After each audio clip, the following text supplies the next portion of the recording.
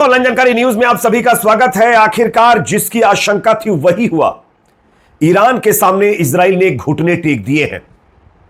खबर यह सामने आ रही है कि इजराइल ने अब ईरान के पास एक प्रस्ताव भेजा है जिसमें उसने यह कहा है ईरान से कि इस युद्ध को अब समाप्त किया जाए, यानी सीज फायर का प्रस्ताव इजराइल की तरफ से ईरान को भेजा गया है। लेकिन ईरान ने साफ कह दिया है कि अभी वक्त नहीं आया है, हम इस मुकाबले को अभी खत्म नहीं करेंगे। इजराइल के द्वारा भेजे गए प्रस्ताव को ईरान ने ठुकरा दिया है।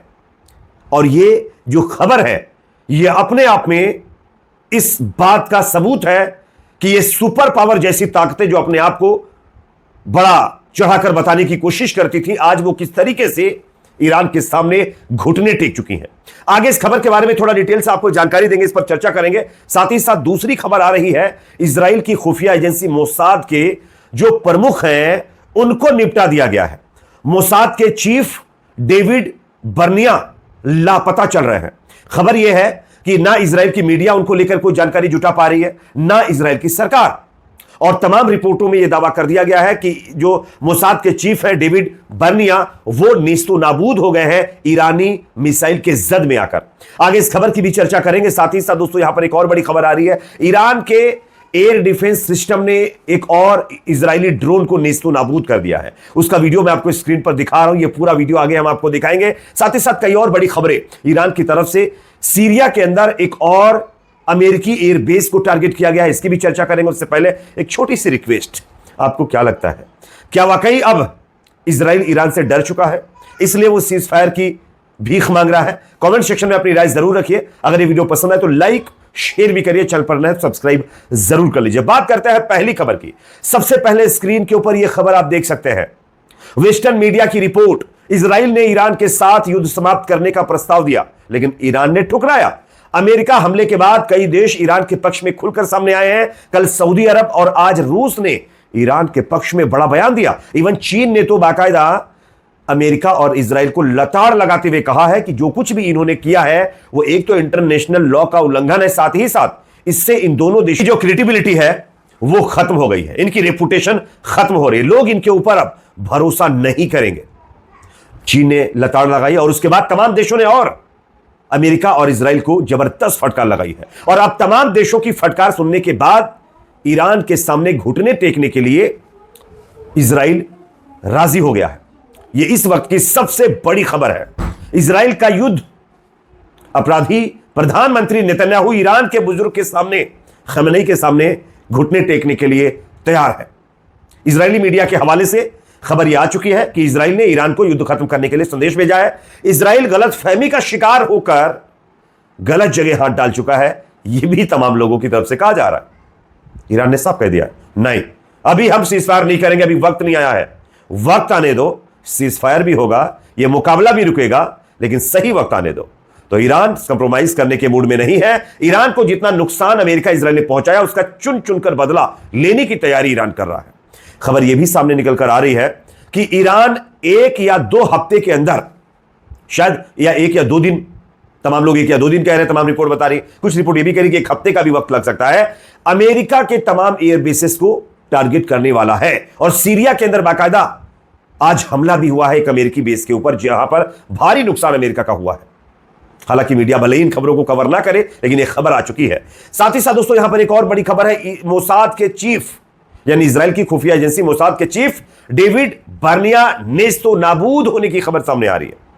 बताया जा रहा है कि 1 वीक पहले, इसी हफ्ते में, जो मोसाद का हेडक्वार्टर था जिसको ईरान की मिसाइल ने डिस्ट्रॉय कर दिया है, नेस्तो नाबूद कर दिया है, उसके अंदर मोसाद का चीफ उस वक्त मौजूद था जब यह मिसाइल जाकर मोसाद हेडक्वार्टर को हिट की है। और उस हमले में मोसाद का चीफ डेविड बर्निया खत्म कर दिया गया है। हालांकि इसकी पुष्टि अभी नहीं हो पाई है, लेकिन तमाम न्यूज एजेंसियों की तरफ से यह दावा किया गया है। और अगर ऐसा होता है तो यह ईरान की बहुत बड़ी जीत है दोस्तों, क्योंकि ईरान के अंदर सबसे ज्यादा अगर किसी ने नुकसान पहुंचाया है तो यह मोसाद ही है, इजराइल की खुफिया एजेंसी ही है, जिसके जासूसों ने तमाम खुफिया जानकारियां इजराइल को प्रोवाइड की, जिससे इजराइल सटीक हमले करने में कामयाब रहा। और अब उसी मोसाद के चीफ डेविड को खत्म करने की खबर सामने आ रही है ईरानी मिसाइल के द्वारा। देखना है कब इसकी पुष्टि होती है। एक और बड़ी खबर दोस्तों यहां पर सामने आ रही जो अपने आप में काफी अहम है। ईरान के एयर डिफेंस सिस्टम ने एक और इजरायली ड्रोन को नेस्तनाबूद कर दिया। मैं आपको स्क्रीन पर दिखा रहा हूं उसका विजुअल्स, उसके वीडियो में आपको दिखा रहा हूं, आप देख सकते हैं। ईरान के एयर डिफेंस सिस्टम ने इजरायली हार्म्स ड्रोन को जो है, एक सिटी है खुर्रमाबाद, वेस्ट ईरान के अंदर है, यहां पर आज सुबह नेस्तनाबूद किया है। यह सबूत आपके सामने है, वीडियो में आप देख सकते हैं। तो जो लोग ये कह रहे थे कि इजराइल ने ईरान के एयर डिफेंस सिस्टम को नेस्तनाबूद कर दिया है, उसके एयर डिफेंस सिस्टम में ताकत ही नहीं है, तो वो ये वीडियो जरूर देख लें और अंदाजा लगा लें कि ईरान की ताकत क्या है। हाँ, यह अलग बात है कि दूसरों के कंधे पर बैठकर इजराइल आज नाच रहा है, लेकिन ये कंधे ज्यादा दिन सहारा नहीं देने वाले हैं। आप सब जानते हैं वो कंधे कौन है और वो कहां कहां पर किन किन देशों को धोखा दे चुके हैं। तो इजराइल क्या है।